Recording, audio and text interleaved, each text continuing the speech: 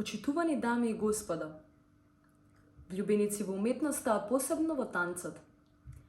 Особена чест и задоволство ми представува можноста да бидам таа која годинава ќе ја прочита пораката за Меѓународниот ден на танцот, 29 април 2022 година, а сето тоа благодарение на ИТИ, Интернационалниот театарски институт.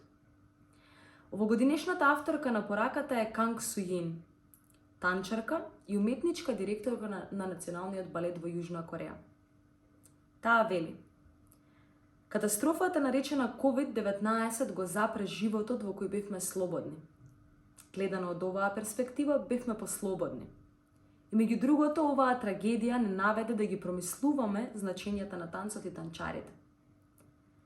Во далечното минато, танцот бил примарна комуникацијска експресија, зборови изразени преку гестови. И танцот, претворајќи се во уметност на перформансот, ги придвижува душите и инспирира публиката. Танцот е уметност на моментот и тешко е да се реставрира во неговата оригинална форма и облик, тогаш кога станува завршен, бидејќи е создаден со целото тело и душа. Танцот се создава во ефемерни моменти, ги одредува танчарите да бидат за секогаш во движење, додека COVID-19 и наметна рестрикции, па дури ја блокира уметноста на танцот во незината изворна изразна форма.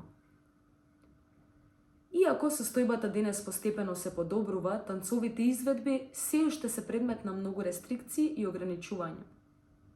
Ова ни предизвикува да ги цениме уште повеќе сите драгоцени моменти и сеќавања од времето кога танцот и танчарите блеска како скапоцени камења на сцената, победувајќи ја човечката агонија и анксиозност, волја и надеж за живот и просветлен свет. Исто така, битно е да не се заборави постшокот од црната смрт во средновековна Европа. А во балетот Жизел се одразува љубовта над смртта и беше за прв пат изведена во Париската опера на 28 јуни 1841 година и се стекна со експлозивни реакции и фасцинација. Од тогаш Жизел се изведува низ цела Европа и во целиот свет за да ги утеши и охрабри душите на човештвото избезумени од пандемијата. Јас така ги разбирам нештата во Жизел. И токму тоа ова дело ни го демонстрира, односно извонредниот дух на балерината која се обидува да ја избегне гравитацијата на страдањата во светот. Осамената и истоштена публика е жедна да ги теши и поддржува танчарите. А како танчари ние веруваме дека ширењето на нашите танцови крилја им дава надеж во срцата на оние кои ја љубат танцовата уметност и им дава храброст да ја надминат пандемијата. Моето срце повторно почнува да чукува танцувајќи. Канг Су Йин.